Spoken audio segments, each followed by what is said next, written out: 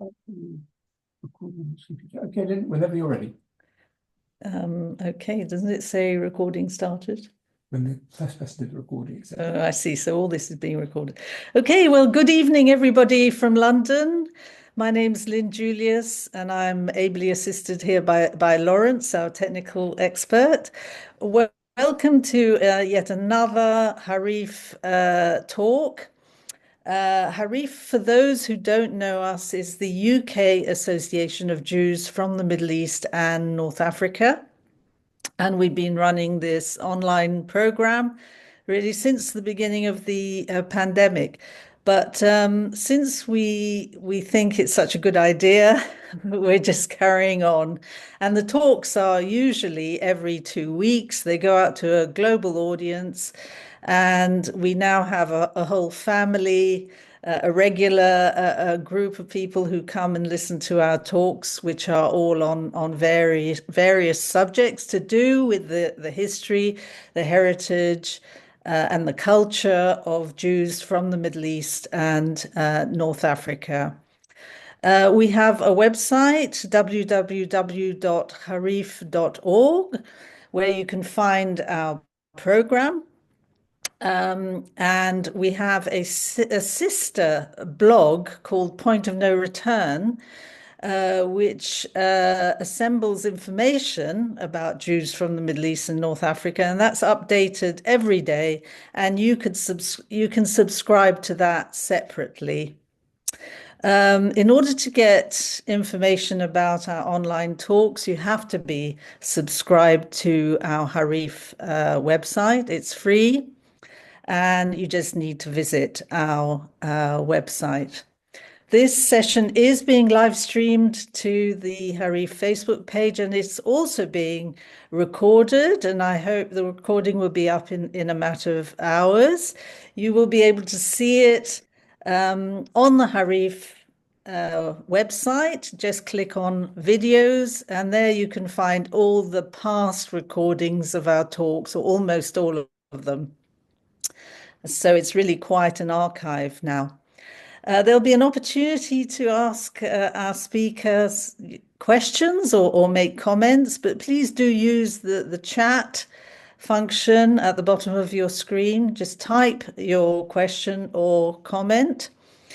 And in order to ask questions, you have to name yourself. So anyone called iPhone or iPad, unfortunately, will not be allowed to ask a question.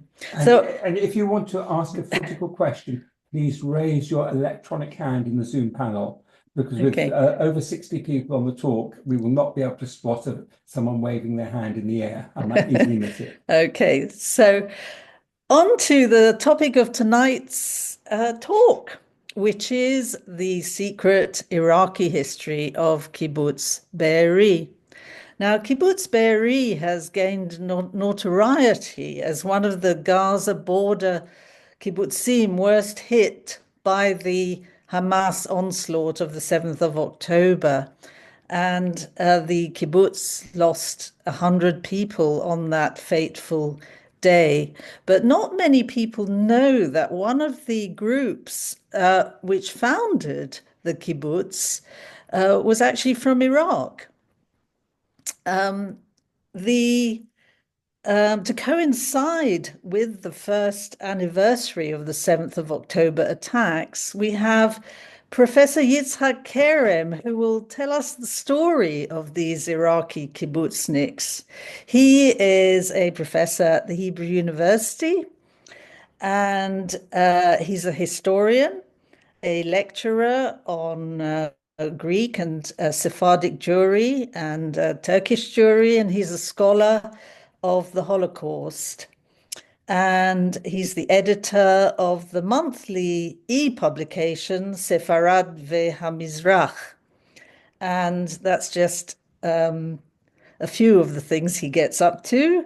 But he has an encyclopedic knowledge of Sephardi and Mizrahi Jewry, and what he doesn't know is not worth knowing. So without further ado, I'd like to hand over to Yitzchak Kerem. Over to you.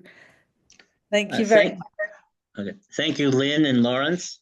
Thank you, all the listeners.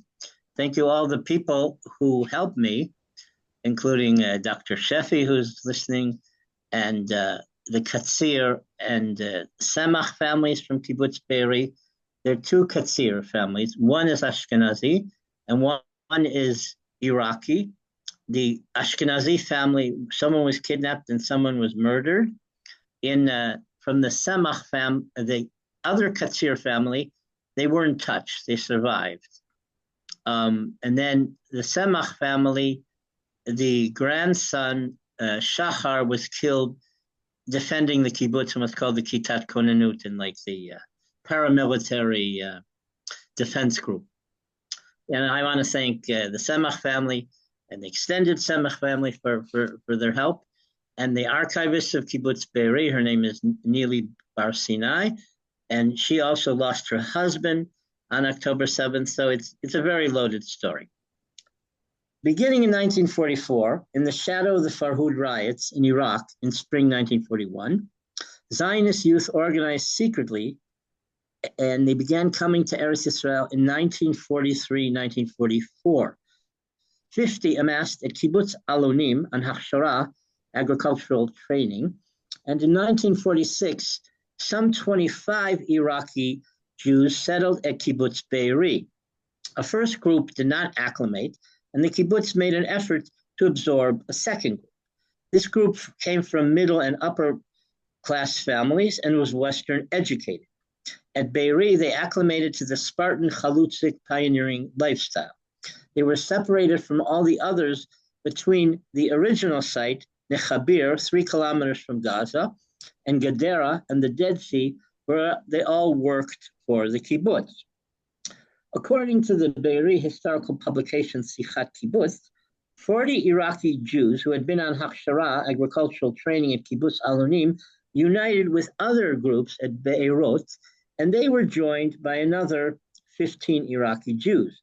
In the end, Yaakov Goral, Rachel Cohen Shazar, and her husband Yaakov Shazar, the Semach couple, and Avram Sorek, who died in 1990, were amongst the most identifiable who stayed, but there were others.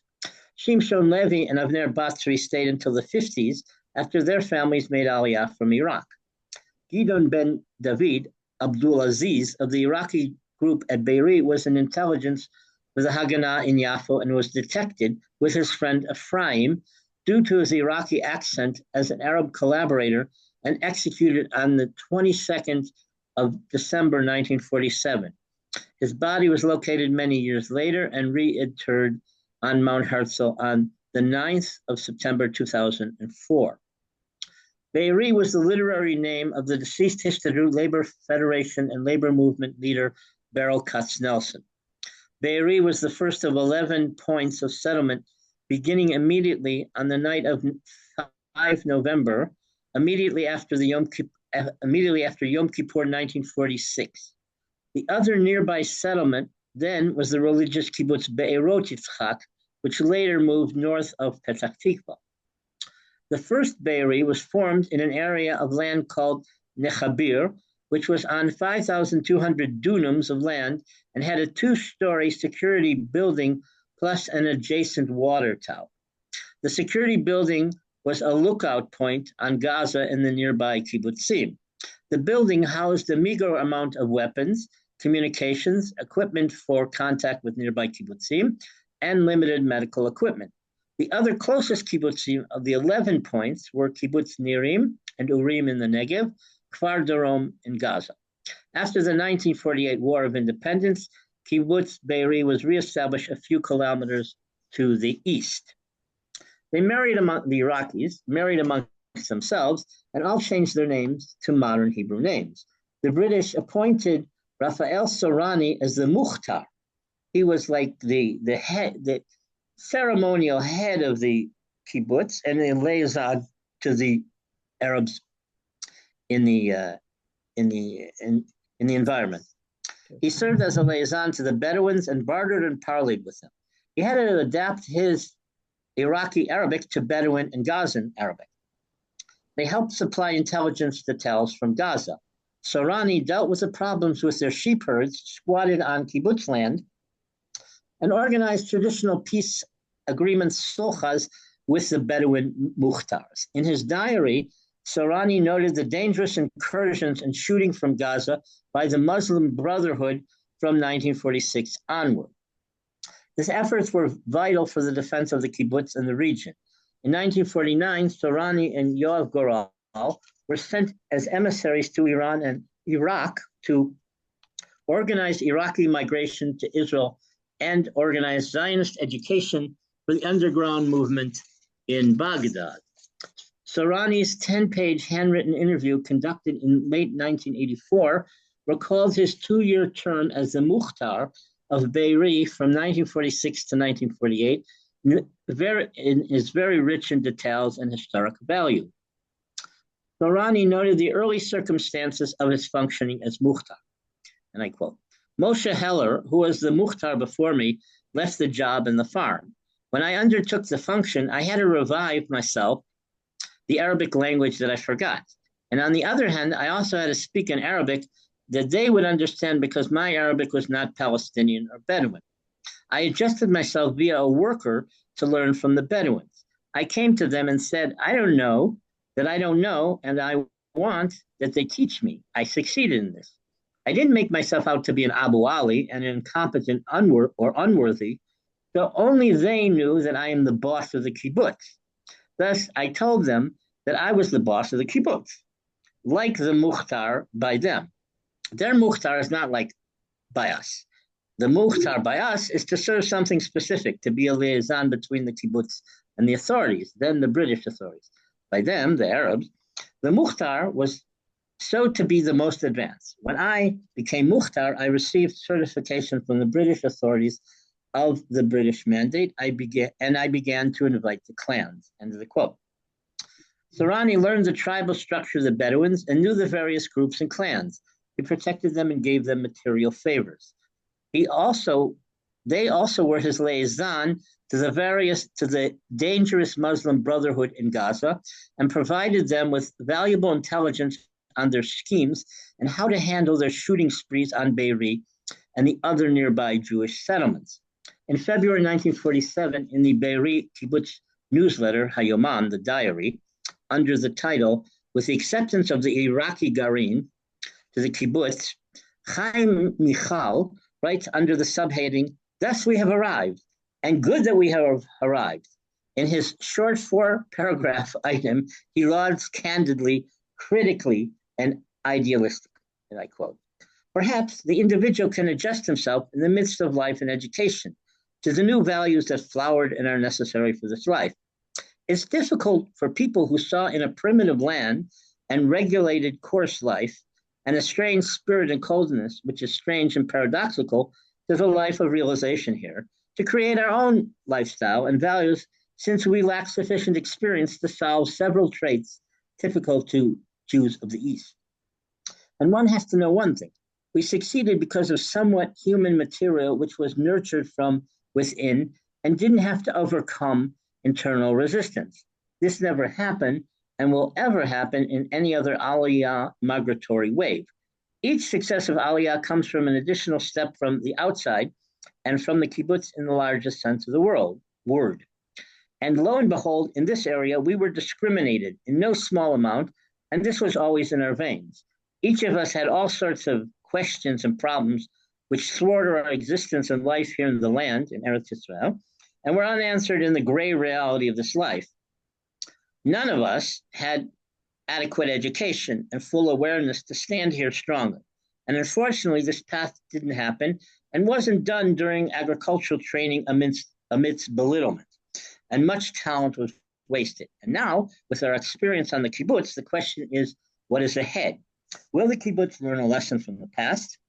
First of all, we must preserve what we have at any price. This is the only guarantee for our existence here and as a force to attract and dazzle the movement abroad and for the youth and our ethnic group in the land and who have remorse in finding the golden root. And it is our obligation to stick it out for our ethnic group and to protrude our pioneering social and Zionist value for youth that can be an immense tool for building the land. It's up to do that. It's up to us to do this without delay. Who will give so that our entrance into the rank of the kibbutz will be an entrance for a new life and impetus? End of the quote.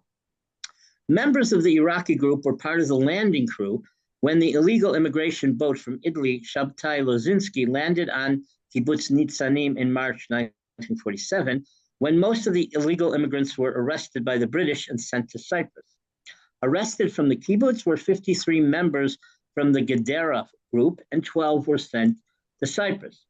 According to the 1947 partition plan, Be'eri was slivered slightly below the top of the narrow southern tip of the northwestern Negev, which joined Ashdod and bordered between Gaza and the western Negev, which was intended for Arab Palestine. Be'eri was 3 kilometers from Gaza to the east and about a kilometer west of the intended border of Arab Palestine. So it's sandwiched in between. In the 1948 Israel War of Independence, most of the Iraqi and other kibbutzmen stayed on the kibbutz to defend their settlement. 2 Iraqi Jews were killed in Jaffa as Palmach spies when local Palestinians detected their foreign Arab accents. 7 Iraqi Jews were in the IDF intelligence in the War of Independence in shortwave surveillance in Arabic.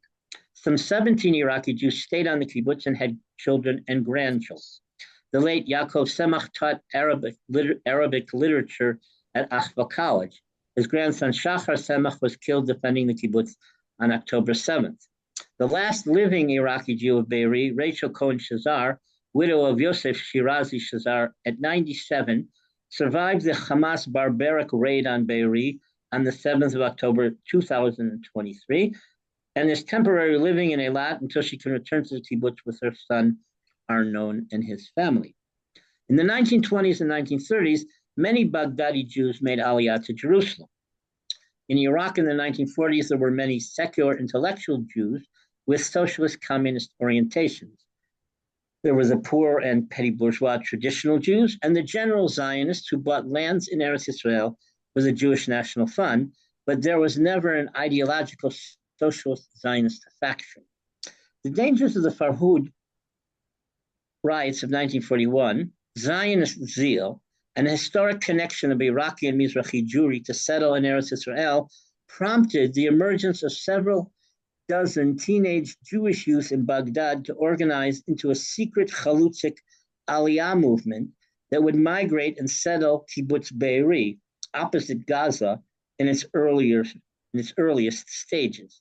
The zeal was so strong that even after the first group failed at Be'eri, the second group persisted in settlement.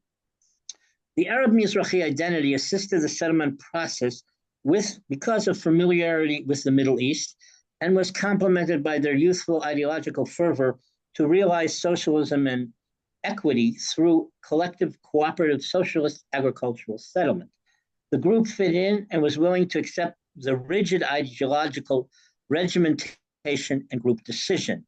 They learned Hebrew and Arabic. And Arabic became more passive for most. When families came from Iraq in the early 1950s, many went to the city to join them. Based on interviews in Israel of the Iraqi Be'eri families, archives from Be'eri, the Central Zionist Archives, the Iraqi Heritage Center, the Iraqi Underground Societies in Ramadan and Jerusalem, the Foreign Record Office in London, the Haganah Archive, the Lavon Labor Movement Archive, Genazim, the Israeli Authors Archive, and Yad Vashem. The research was conducted in order to analyze settlement, identity, military, and intelligence service, and commitment to the Hechalutz movement and going back to Iraq as emissaries and risking their lives. The 1941 Farhud riots influenced the youth that their future was not in Iraq. Already in 1942-1943, Iraqi Jewish activists comprised the core group of Iraqi Hechalutz movement and later would help organize and for return to Iraq as Aliyah emissaries. David Ben Meir joined in 1942 and stayed until 1947 to organize the movement. Mordechai Bibi joined in 1943 and made Aliyah in 1945. He was called from the IDF and joined the framework of Aliyah Bet, which hadn't disbanded totally, and went back to Iraq to organize the Ezra and Nehemiah operation to bring Iraqi Jewry to Israel in 1949-1951. At age 16, Raphael Sorani was one of the first to join the Hechalutz movement in Baghdad, made Aliyah in 1944, was the Mukhtar of Be'eri, and returned to Iraq as an emissary in 1949. In 1967, he was put on trial in Tel Aviv with Shin Bet agents for blowing up a bridge in Zambia. That's just a side tale. Yoav Goral joined in 1943, made Aliyah in the late 1945, joining the Be'eri settlement group, and returned to Iraq in May 1950 as an emissary, and then returned to Be'eri in 1951. Yaakov Shazar joined the movement in 1946 and headed the movement and was central on the ground in Operation Ezra and Nehemiah. These people were instrumental in the Hechalutz movement in Iraq, which was the backbone for the April Be'eri settlement group, and they were dedicated to the Aliyah movement from Iraq on the ground or as returning emissary. In April 1942, labor movement Eretz Israel Aliyah Bet illegal immigration leader Shaul Avigur visited Iraq and decided that the Hechalutz agricultural pioneering socialist Zionist kibbutz emissaries would be sent to the Middle East, Iran, and Iraq. Holocaust refugees were already fleeing the Soviet Union and the Central Asian republics to Iran, and emissaries were needed to create a bridge for the refugees and the local Jews to get to Eretz Israel. In April 1942, it was decided to send 3 emissaries to Iraq to create the clandestine Hechalutz movement throughout Iraq. Dr. Chaim Enzo Sereni, future martyr paratrooper into Nazi-occupied Italy on 15 May 1944, and who fought for the British against the Gailani pro-Nazi regime army and Germany in Iraq in May 1941, was in charge of education for the Hechalutz movement in Iraq. Ezra Kaduri was in charge of defense, and Shmariyahu Gutman was in charge of Aliyah, immigration to Eretz Israel. Gutman would become a famous archaeologist in the Masada and Gamla digs. Gutman was already an Aliyah Bet Gidon, a shortwave communications operator, and he also was accompanied to Iraq as a shortwave operator with the female Gidon, Malka Rofei of Kibbutz Ma'oz Chaim. The team established the underground movement in Baghdad, Basra, and in the north in Arbil, Kirkuk, and Mosul, and in numerous other more remote Jewish communities throughout Iraq, like Sandur, Khankin, Hila, Khalbacha, Duwanya, Amara, and more. In total, there were 27 branches of Hechalutz in Iraq, and each branch had a Hebrew name. Baghdad was the Tel Aviv branch, Arbil was Alunim, Basra was Haifa, Mosul was Tiberia, Hebrew for Tiberias, etc. By Pesach 1943, at the first Vidah, the annual movement Congress in Baghdad, there were 200 youth amassed from all throughout Iraq. The second Congress was held in December 1944, and it inspired further Aliyah. The movement created a defense branch called Hashura to teach gun use and to get arms from the Kurds. The movement functioned in Hebrew and produced bulletins. The Hechalutz emissaries also had cooperation from social soldiers in the British Army and the Anders Army of the Polish Army in exile in Iran and elsewhere in the Middle East. Gutman noted the difficulties of getting train and ground transportation for the youth to get to Eretz Israel through Iraq to Jordan, and with the help of Iraqi travel agents and the British and Polish soldiers. Via Hechalutz movement emissaries in secret in houses and by the riverbanks, they were indoctrinated towards socialist Zionism, settling on doctrinaire kibbutz hamyuchad kibbutzim, learning spoken and literate moderate Hebrew, and organized from 1944 to 1946 to make Aliyah and be part of the first settlers of Kibbutz Be'eri. The first groups failed, but the second group of 50 settled and about half stayed. This group of motivated and radical youth were part of an ongoing activist Zionist diaspora trend to participate in agricultural pioneering life in Eretz Israel. Emphasis was on Hebrew and nationalistic Jewish holidays. They were very secular, Spartan, and sacrificing for a new ideal while their families were more traditional and petty bourgeois.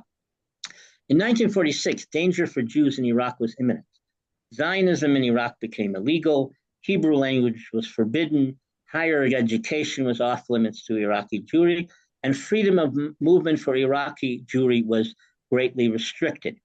The organized youth of Hechalut Hatzair, ages 13 to 16, were enthusiastic about Hebrew culture and were disconnected from the concurrent discrimination and belittlement of Iraqi Jews in Eretz Israel, who were active in buying land for the Jewish National Fund, and then snubbed for their Arabic Middle Eastern culture and distanced from the official national representation and the Jewish agency.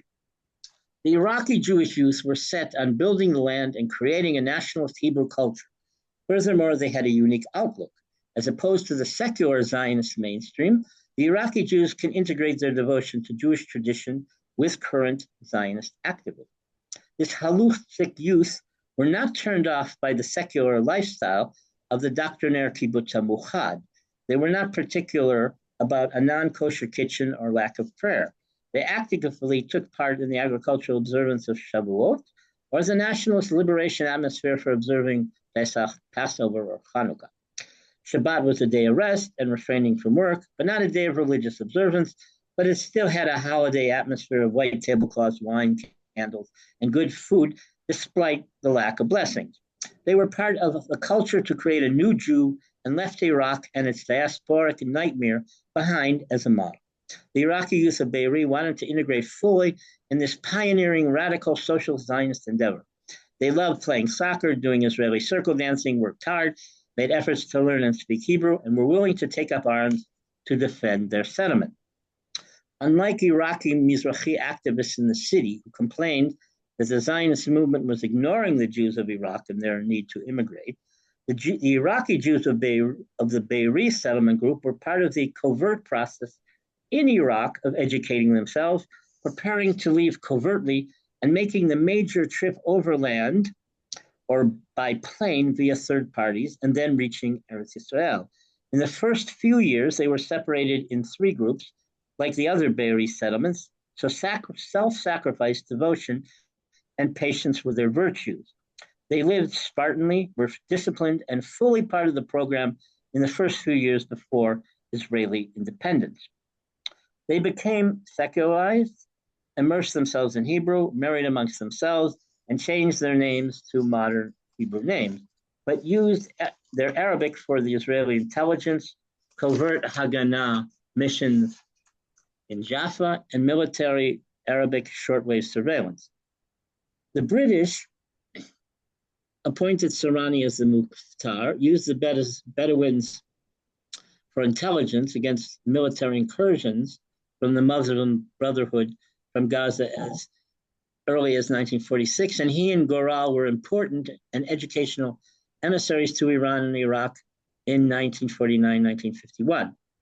They promoted and organized immigration to Israel and maintained Zionist education for the underground Zionist movement in Baghdad. Their missions were very dangerous, and they faced much public havoc and prison sentences if caught promoting Zionist activities.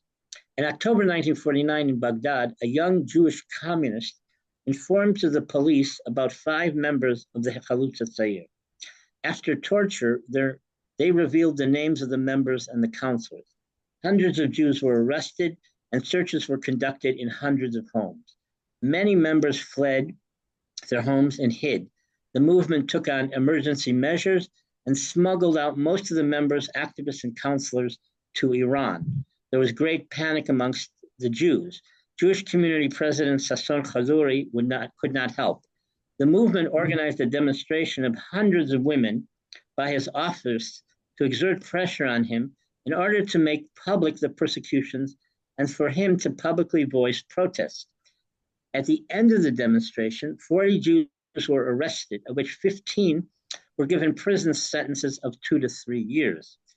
Deviating from thousands of local radical Jewish youth, dozens of Baghdadi teenagers were organized by 2 emissaries sent from Eretz Israel. The teenage youth met in secret, learned Hebrew, and were educated towards social Zionist and communal kibbutz ideals. They were organized to leave Iraq in secret and move to Eretz Israel, and then funneled to agricultural training at Kibbutz Alonim. They settled at Kibbutz Be'eri opposite Gaza, which was very dangerous. But dating back from Iraq, they were used to living in proximity to dangerous Arab nationalist elements. They were ideologically motivated to be the first kibbutz established in the region in this dangerous and Spartan outpost, and whose lands were an agricultural challenge. Those that stayed became secular Hebrew-speaking pioneers with strong nationalistic and socialist consciousness. Those that moved to the city beforehand underwent a Hebrew-speaking Israeli acculturation process, which was very secular, but was strongly attached to the land, national, and Jewish holidays, and biblical study and orientation. Thank you very much.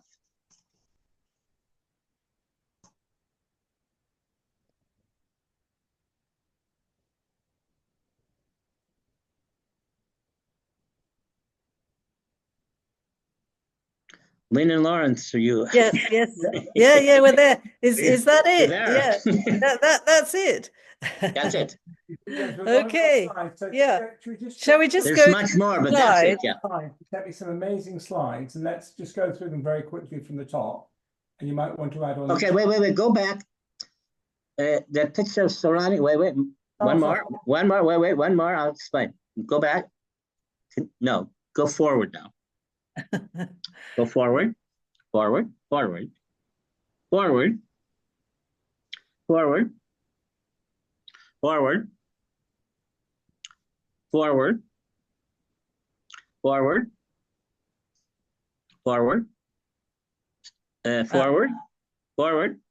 Okay. Stop. We'll go back once. The picture of the guy and the girl. All right, that's Sorani's fudged passport for him to leave Iraq in 1944 as if he was married, and that's how he got to Palestine. Now, at the end, let's go to talk about Shlomo Mansour. Right, that's right at the end. Okay, so Shlomo Mansour, as an individual, he was not part of all this Be'eri settlement. Mansour is a hostage. He's 86 years old from kibbutz Kisufim.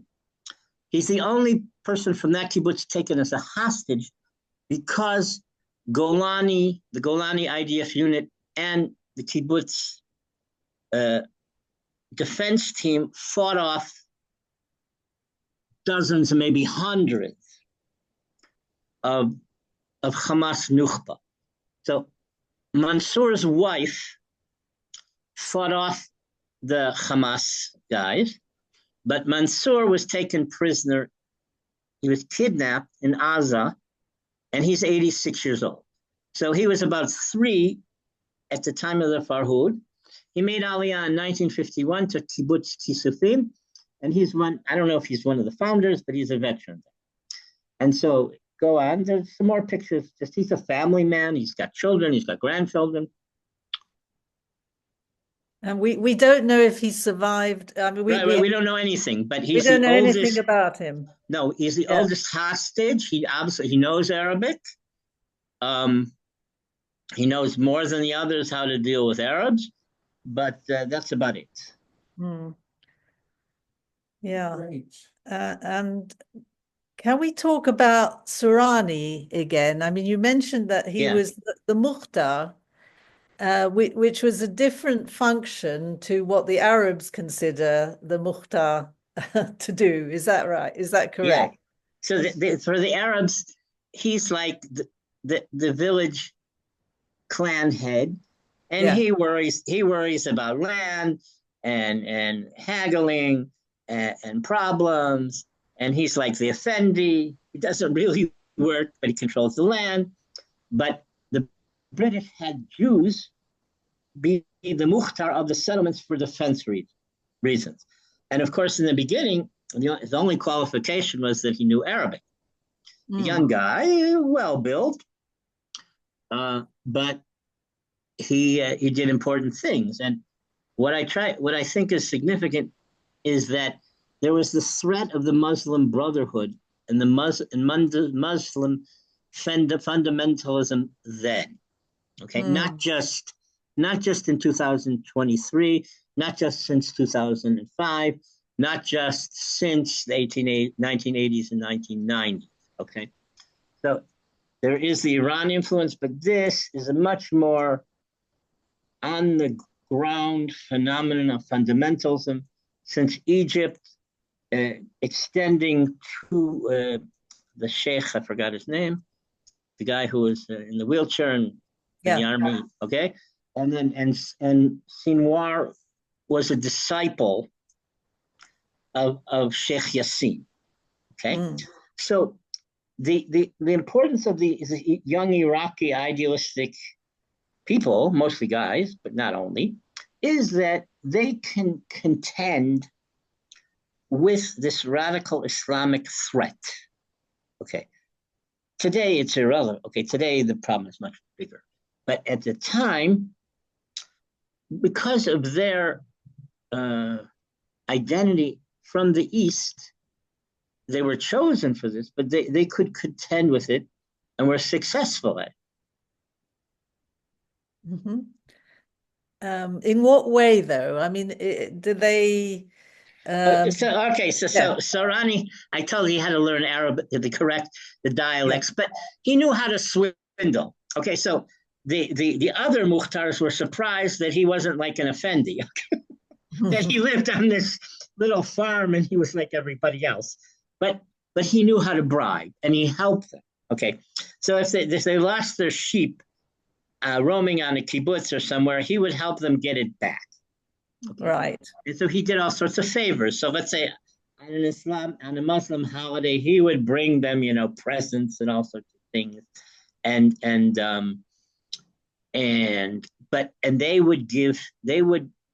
they would provide intelligence for him about what the Muslim Brotherhood was planning against the Jews in the region, and where the shooting was coming from and who is shooting. And this is very relevant because Kibbutz Kfar Daron was encircled in 1948 for 9 months. In the end, they left, but they held out because they actually had contacts with Arabs. Okay. Later on, this was a settlement, and it was all part of Israel's predicament in Gaza, and they also had a lead. But here you see, on a smaller scale, the ability of these Iraqi Jews to defend themselves against let's call them more swarthy elements of the region who don't want the Jews there. Okay, and then they have a certain wisdom. It's also because of the Farhud. It's because they're from an environment which is kind of nasty. Okay, the Jews bore the brunt of Muslim society in a lot of contexts in Iraq. And so they're a little more fit, whereas an Ashkenazi boy at the time might have been a fighter, but he doesn't know who these people are, okay? And he doesn't like, I'll give you an example also. One of my professors, Yoshafat Harkabi, was an Ashkenazi boy who lived in a remote area, and he learned Arabic. But he thought that he knew Arab mentality and that all Arabs are anti-Semitic. And that's his point. He's a very knowledgeable guy. He wrote a lot about nuclear proliferation, dangers of Russia toward Israel in the Cold War. But in my opinion, he didn't understand the Middle East. And it's not all, they're various streams. So someone like Sorani and the others understand much better who they're dealing with. Right, and the importance of bribery, I suppose, bribery and corruption. Yeah. But it's not exactly bribe. Well, yeah, there was bakshish and all that, but it's like mutual favoritism. So Sorani, he had to create everything. They made him the head, but what does he have? They're a bunch of Spartan kibbutzniks. They barely have enough to eat. But so he was able to get things. He was able to get gifts to, like a nice gold watch for the Mukhtar's daughter or wife or stuff like that, which was very foreign to how he had grown up and was used to. But the bigger thing was organizing the defense of the community. That was the most important thing. Okay, not how he could haggle with the Mukhtar. Right. Yeah. Everybody who wants to ask a question is invited to do so. Just write your question in the chat. In the meantime, Yitzchak, you said that the kibbutz was, I mean, what would it have belonged to the Jewish part of Palestine in the partition or the Arab part? You said it was between. No, the Jewish part. The Jewish part. But it was right on the border. A little sliver, a corridor. A little that's north of the Negev, yeah, and south of Ashdod and the other part of the country. So in this sliver was Be'eri and Beirut Yitzchak, sandwiched between Gaza and the Arab part of the Negev, which was supposed to go to the Arabs in partition. Right. Okay. Yeah, and actually, I've discovered quite recently that Egyptian Jews also moved to a kibbutz Kfar Aza, which was another one of the kibbutzim that was badly affected by the 7th of October attacks. And they seem to have had a sort of similar kind of history. You know, a lot of them worked in intelligence. They were the first line of defense. And the same story that, you know, not all their descendants remained on the kibbutz, obviously. Well, I'll have to look at it. Yeah, this is a whole. This is a hole in my education, but okay. Well, it's on my blog actually. If you just in my genealogy guidebook to Mizrachim and Sfaradim in Eretz Israel, I uncovered that about a third of the kibbutzim had Sephardic or Mizrahi settlement groups. Right. It wasn't a total elitist Ashkenazi phenomenon. So a lot of them had youth movements abroad, whether in Morocco, Tunisia, Egypt, Iraq, et cetera. So that, you know, everything's not monolithic. So they were in all sorts of places, but they're more modest. And unless, you know, someone like me comes from Mars or someone like you indicates this anecdote, we won't know. Yeah. Okay. No, it's true that the kibbutzim have this reputation for being predominantly Ashkenazi and rather elitist, and the Mizrahim are associated with the cities, aren't they? Yeah. Well, the kibbutzniks, let's say kibbutzniks are insular. Okay, let's put it like that. And more Mizrahim settled in the cities. Yeah. They were sent to Mabarot, and then the Mabarot became cities, or they left the Mabarot and stayed elsewhere. So you know that in Or Yehuda, there are a lot of Iraqi Jews, but they're in a lot of different places. And also, I didn't talk about Moshavim at all. But so this is more surprising because all these kibbutzniks, and they're two regimentary youth movement which became kibbutz associations. Kibbutz Hashomer al-Tzair, which became Kibbutz Artzi, which became Mapam, and this Hechalutz, or it was Tnuat Olim, which became Hamuchad. The head of this kibbutz movement was Yitzchak Kerem, a very, very doctrinaire figure. And in 1952, after the doctor's plot in Russia, the kibbutzim split. Muchad kibbutzim split into two, of those who remained devoted to Stalin and those who were a little wiser.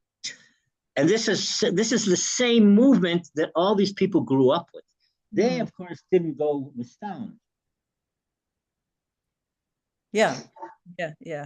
So, and another interesting thing that you mentioned was that some of these kibbutzniks actually went back to Iraq to help organize the airlift.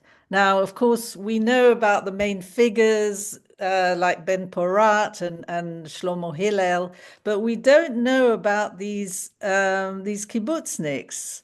Right. So, for example, what role did they play exactly? When Porat was arrested and fled, Goral also, he was all part of it, and he also fled, okay? But they had different assignments. So I didn't provide all the pictures, you know. I had a lot of pictures of Shlomo Hillel and all these figures. There were hundreds of them, you know, like there were 27 branches of this movement. And it wasn't just a Chalutz Tzayir, there was Hanor Oved, and I haven't gotten to the bottom of it, but today it's not an issue. But then it was a big issue and a big ideological divide. So, but Sorani is much more integral in all of this. So Shmaryahu Gutman only was there like 2 years, but someone like Sorani, afterward, he knew how to wheel and deal, also in Iraq. But it's not just they volunteered, the kibbutz movement sent them.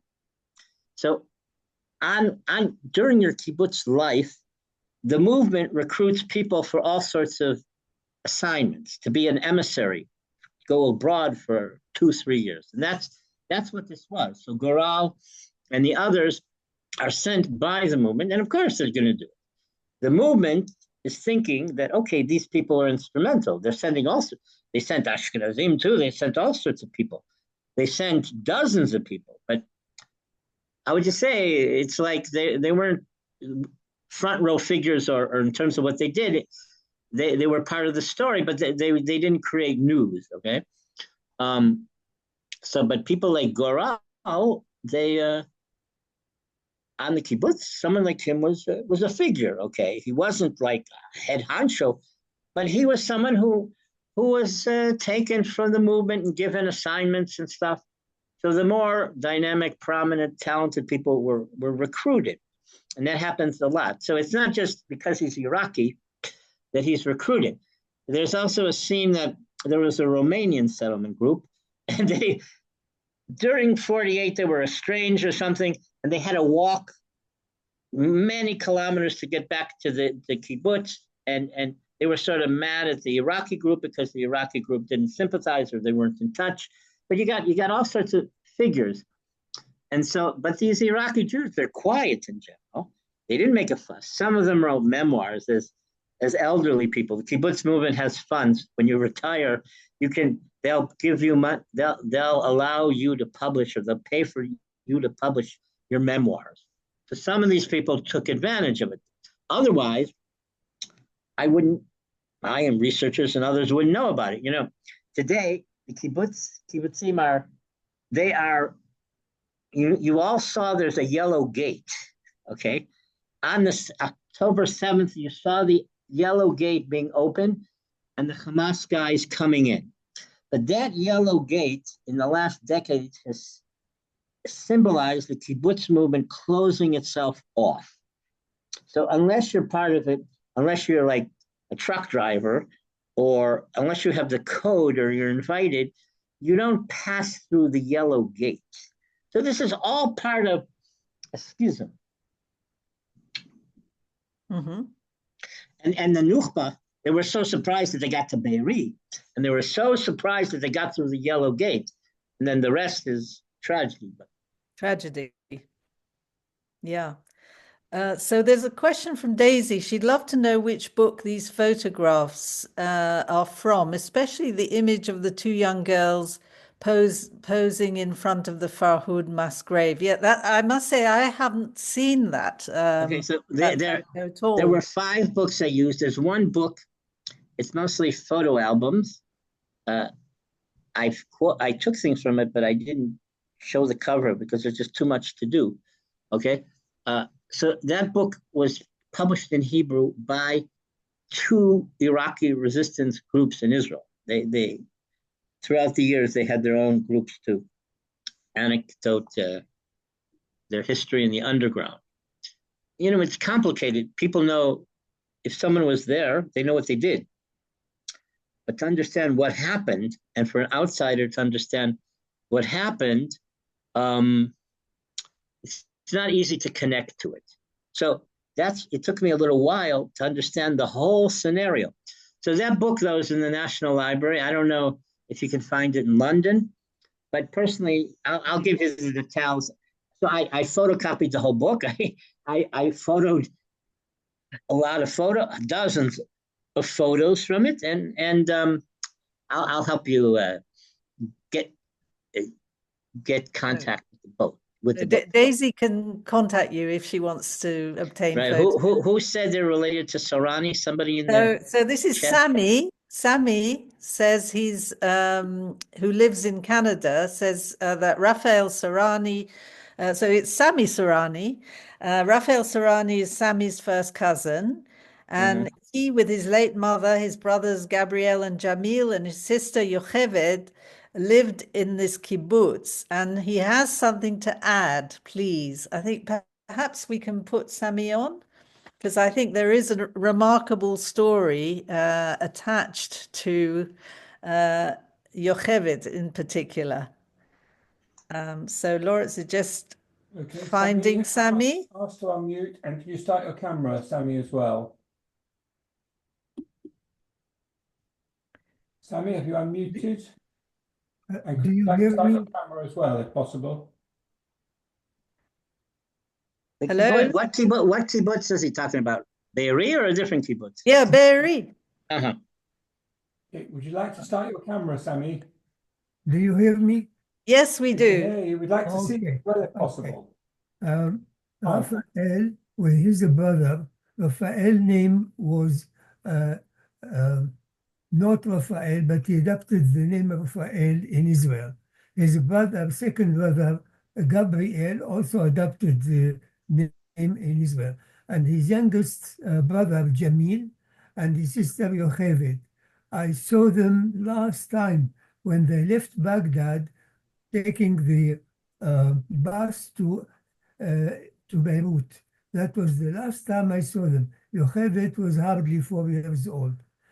Anyhow, Raphael came to Baghdad in 1948. No, before, 47, I think. And I met him secretly because I was also a member of the underground movement. And I was given assignment for smuggling money of Jews, especially from the lower class, who had some saving. They didn't know how to transfer it to Israel. So they developed a method of transferring the money to Israel. And thanks God, they all get it. Now, Yocheved grew up in the kibbutz. This is what I heard, but I never met her since 1944 when they left Baghdad. She was 4 and I was hardly 6, 7 years old. Yocheved was a sort of parachutist who, in a sort of competition in Moscow, she jumped from the airplane before opening the parachute for a few minutes, and she was the second woman who could do that. Yocheved married in the kibbutz. She had a son who studied medicine. He was quite known. And who did Yocheved marry? Someone by the name of Shimon Shahar. Shimon Shahar. He was in the kibbutz, member of the kibbutz. And unfortunately, her son, while a reservist, was killed accidentally by the Israeli army. It's the whole story of the family started with a tragedy in Baghdad when their father, my late uncle Jacob, get a heart attack after the Farhud because he lost all his money. And so the family stayed, and they didn't want to be supported by the family. They decided to go to the Holy Land. So they went to Beirut or to Damascus. From there, they walked by foot from Damascus down to Israel, where they were taken to the kibbutz. And even in the article in the Haaretz, they were talking about Yocheved. They said she came walking from Baghdad, but she jumped from the parachute in Moscow. That was the title of the article about her. So I wonder, I did not have any contact with my cousins. If I can get one, that will be very much appreciated. Thank you. Thank you, Sammy. Send me your email and don't forget to answer. And I'd like to thank Sammy, because it's thanks to him that that I first found out about the connection between Iraqi Jews and Kibbutz Be'eri. And of course, this paradox that people who were fleeing the Farhud in 1941 ended up in another massacre, like Shlomo Mansour was a Farhud survivor, and he ended up being kidnapped by the Hamas terrorists. And this sort of paradox was very striking. So thank you, Sammy, for that. And we need to find that Haaretz article about Yocheved Just one jumping word. out of the parachute, jumping out of the plane with her Just parachute. one word I want to ask. You saw the mass grave of the Farhud. The two girls standing there, they were my second cousins. They belonged to the Ini family, and they visited this mass grave before they left Baghdad to the Holy Land. They were smuggled out of Baghdad in I think 1949, something like that. Are they related to Frank Eine? Their father, yes, I think he is a sort of cousin or something like that. Yeah, the same family. Wow, that's absolutely amazing. Well, Sammy is an absolute repository of information. So thank you very much for that. So there was another question about an Arab collaborator, was it, who was executed? Sorry, can you just no, I can't find that one again. Anyway, yeah, there was somebody said, is it Lisette thought that Shlomo Mansour had been executed, but actually no. It's just there's been no information about him at all, so we don't know if he's alive or dead. Yes, Sammy is a wonderful source of information. A recording, yes, there will be a recording. Yeah. Sorry. All these questions have been answered by Lawrence, actually. Are there there was a question about any Iraqi Jews still around in the 1960s. I think Professor Kerem has answered that one. He said there are two notable families still around in Kibbutz Be'eri. Isn't that correct? Right. So there's the woman Katsir with one son. Yeah. And then this Doron Semach, he's still part of the kibbutz. Right now he's like in a penthouse in Tel Aviv. But yeah, no, so he materialistically he has it okay, but I would just say psychologically all these people are very troubled and damaged. Yeah, of course. He lost his son, okay, and you saw the picture of the baby, the grandson, the granddaughter. Yeah. But yeah. So there are others, but like there are people I talked to on the telephone, but they left the kibbutz a long time ago. Okay, so in other words, they're children who grew up at Be'eri and they don't live there anymore. Right. Indeed. So, yes, the question from Nigel was, who was the Arab collaborator who was executed? Yitzchak? Well, I'm not sure. There was, in terms of transporting the immigrants out of Iraq to Jordan and then to Palestine, they had cooperation with one Iraqi soldier. That's what I know. I don't know particular about what Iraqi was executed for collaboration. I'm sure we can find out. Okay. And just to answer the question about where Sammy lives, he lives in Montreal. I can tell you that for free. Okay, and Carol says she lived on Be'eri for more than a month in the 1960s and lost touch completely over the years. That's very interesting. Okay, are there any other comments? Which goes to a BBC Five Live. Oh, right. So, Lawrence, you better. Now, we were Yeah. trapped in Israel on the 7th of October, and the BBC were looking for people who were trapped, who couldn't get flights back. And I happened to be invited to talk on BBC Five Live. And rather than answer the questions to the BBC agenda, I mentioned that the Kibbutz Be'eri, which had just been attacked, was founded by survivors of the Farhud, a similar pogrom in Iraq in 1941. And what happened then? The guy cut me off. It was not what they wanted to hear. Millions of people hear it. Right, Ephraim Sam wants to speak. So Ephraim, let me come and unmute you. Right, okay. Would you like to unmute yourself, Ephraim?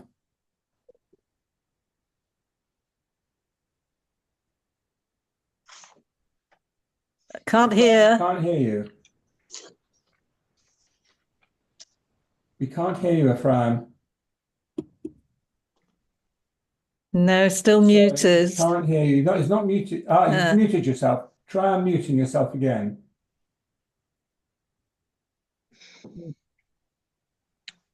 No. No. Is the volume down on your machine? Is the microphone turned off?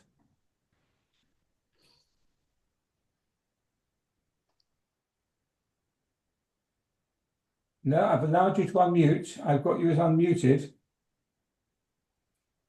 No, that's a pity. You can look at my screen. It said that you're unmuted. No, I believe you. Well, why don't you write in the chat what you wanted to say? Yeah, can you write in the chat? Yeah, thank you. Okay, yeah. So, one interesting thing you said, Yitzchak, was that the Iraqi Jews who arrived in Be'eri were really from middle-class secular families.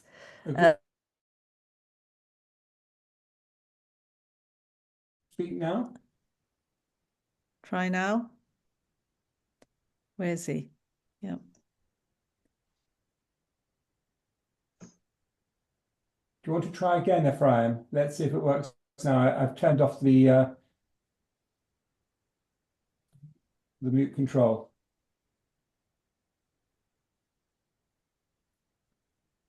Okay, so I'll just read out what he's written in the chat. So Shalom Oz was in synagogue in Beersheba, and he was in Hashomer Hatzair and saw the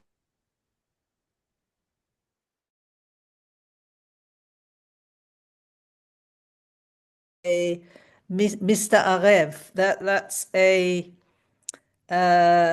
Jew who behaves like an Arab who speaks Arabic in the Dead Sea potash mines. And once he had to smuggle in a group of Jews from Iraq after the Farhud. Sorry, Hashomer, not Hashomer Hatzair. My mistake. I apologize. It was the precursor of the Haganah, Hashomer. And he went to a bridge on the Jordan. Sorry, you're having to write pretty quickly. And there was only one British soldier who pretended not to see. So I'm assuming he managed to smuggle in all these Iraqi Jews. Is that right? Okay, so the boys were posturing like a gang in arms coming to slaughter the Jews. And there was a local Arab crowd cheering. Wow. I have allowed everyone to unmute themselves. Ephraim, do you want to try again and speak? See if it works now. And he took them to an Arab village. No. And he smuggled them to a yeshuv of Jews, to a settlement. So, I mean, all these exploits during the Aliyah Bet, the period of Aliyah Bet, of illegal immigration. I mean, it's fascinating. Are there any sources about this, or is it still being researched? Well, if you come to my house, I have maybe 300, 400 books about it, mostly in Hebrew. Okay. But yeah, no. Yeah. There is a lot. It's always ongoing. There's more material on the boats, and all this, the survivors of the boats as retirees now, ones that are left, they always have events commemorating the boat. Okay, Yeah. and then they went to Cyprus, so that's a new fad. 52,000 current Israelis were born in Cyprus as babies. Were born from parents who were DPs. So that's a relatively new topic. So basically, you had the survivors, then you had people who went to the DP camps, and then they went on illegal immigration boats from Italy or Greece or France. Yeah. And then they were mostly organized by the labor movement, but some revisionists. Okay. No, it's a huge subject. Right. Okay. But so here again. But what about the Sephardi immigrants? Because they came overland, didn't they? Okay. So here's where I come in. So in other words, whatever I do is low play. Okay. It doesn't rate. Of those in Cyprus, there were out of 50, let's say 1,000 DPs, there were 9,000 North Africans from numerous boats. Not to get into it, but there are all sorts of apologetic researchers who have a traditional narrative of only 2 boats. There were many boats. There were boats that left North Africa, went to Marseille, and then were taken. The Exodus had Moroccan Jews on it who did all sorts of things, okay? And then some ended up in Cyprus. So then part of the problem is that a lot of the survivors are very feisty, and they don't want to hear that there were Sephardic or Mizrahim. There was one boat called the Henrietta Sold that it was like the pantheon of Greek Jews from the Holocaust, from the camps and in the resistance, which came with Hungarian Jews. A lot of these Greek guys married these Hungarian women. And they fought against the British in the Haifa port in 1946, in August, at the same time as the Yagur boat. Okay? And then they were deported to Cyprus for 3 months and then came back. So that woman, in communications, the parrots, Malka, the woman who was sent to Iraq, she was in charge of the shortwave for the Yagur boat. Okay, so they're all involved in many things over a good period of years. Okay, it depends their age, but so in research, I was able to interview people who were involved already in the 30s and survived, and I interviewed them in the 80s. They're not living today. So today, I don't know anyone hardly who's living from this period, but so I knew many people. Most of them were from the labor movement, but there also were revisionists. So this is all part of all part of the story. And so now I'm in contact, for example, of revisionists. Children are revisionists from the Exodus. Right. Anyway, no, it's actually a vast topic for people who are involved in all sorts of things like me who aren't in the mainstream. Okay. Yeah, no, that's fascinating. And just wanted to tell people who don't know about it that the Eilat detention camp, which was a former British camp, and that's where the immigrants arrived, isn't it? There is now a new hall dedicated to illegal Sephardi immigration, and that's very interesting. If you have an opportunity to visit it, it's at Eilat, which is near Haifa, and I think the new hall was opened thanks to the Dangour family about 2 years ago now. If you wait a second, I can share some pictures of it. If I've done this properly. Right. So this at is the aircraft which was used to actually transport the people That was the first illegal airlift, if you like. So Eilat was active. Yeah. Eilat was active until like 1946. It got too crowded, and the British wanted to get everything out of Palestine, and so that's why they set up operations in Cyprus. Right. Okay, they set them originally on what's today the Turkish side, in the east of the island. Those were called the summer camps, and then they switched. They built barracks on the Greek side in the west, and they called that the winter camps. Okay, so today you can go see some remnants of all that, but they're various periods. So Eilat, like there were 3 boats of Jews from Greece that were caught in 44, 45. The refugees taken to Eilat. The last boat was called Chaviva Reich.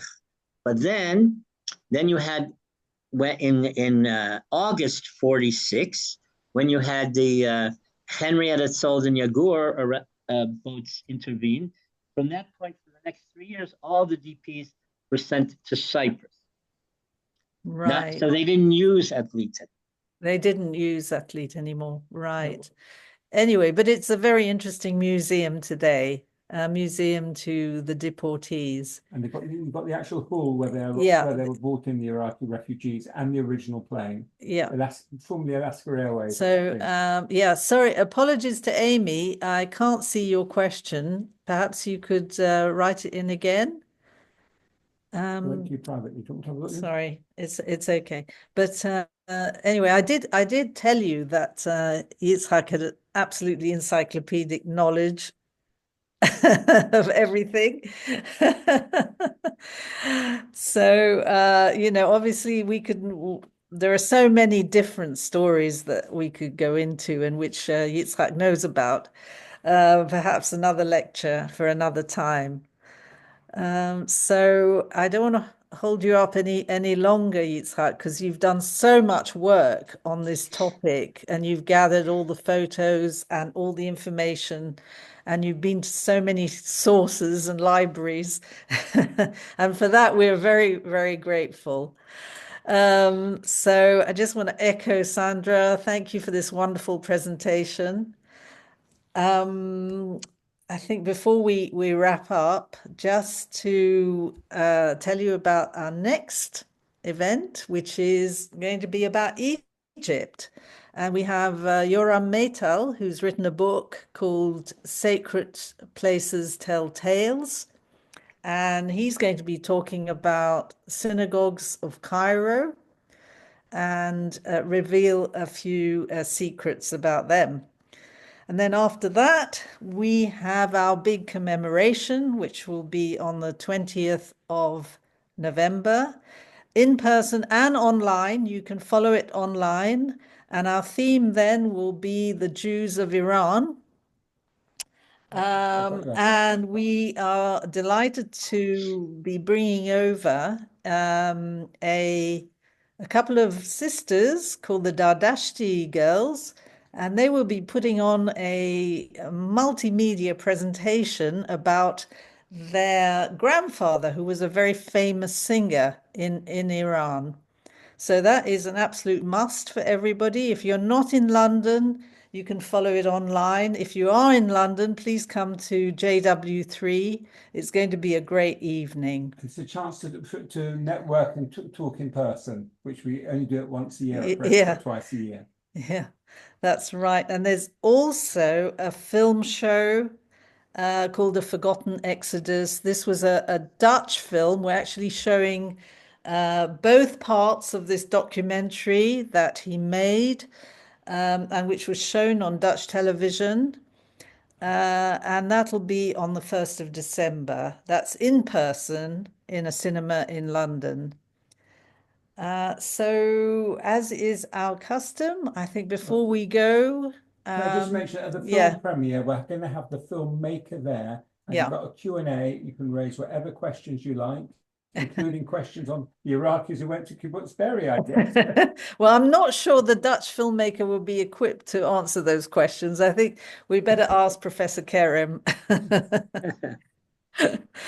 Okay. Everyone is potentially unmuted, and as we normally allow everyone to participate, feel free to. And maybe Amy, you'd like to ask your question in person. And I apologize, I kind of lost your question in the chat. Can we thank Dr. Nissan as well? Yes, of course. Yes. And the outcome of that whole episode was, of course, the Arab said he threw the Jews into the river, so they managed to get away. Now, Miss Hand, do you want to just try and speak again, just to see if it's cleared now, the problem?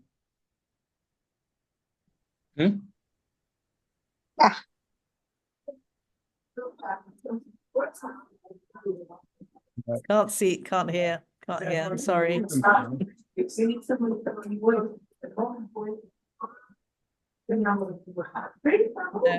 No. I can hear someone, but I don't think it's Dr. Nissan.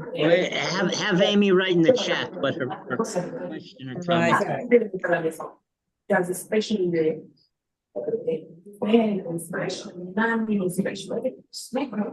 you see, is that? Yes, I just again want to say this was really enlightening. Thank you very much. And thank you, Lynn and Lawrence. You are doing an amazing job. And this is going to be recorded for, it's all going to be posterity. It's amazing. Thank you so much. No, well, thank you. And well, you are a bit biased. We're related. But I'd like to thank Professor Kerem again, because he did all the hard work. Yes, that too, definitely. It's amazing. It's so inspiring. And since I too came from Iraq in the later periods, I'm so proud of all the people in Kibbutz Be'eri, and inshallah, they will be rebuilt with strength. And I pray for Israel, and I pray for Israel. Hi, amen. Amen. Lisa, thank you for forwarding the information. Hi, Lisa. Yes, sorry. Recording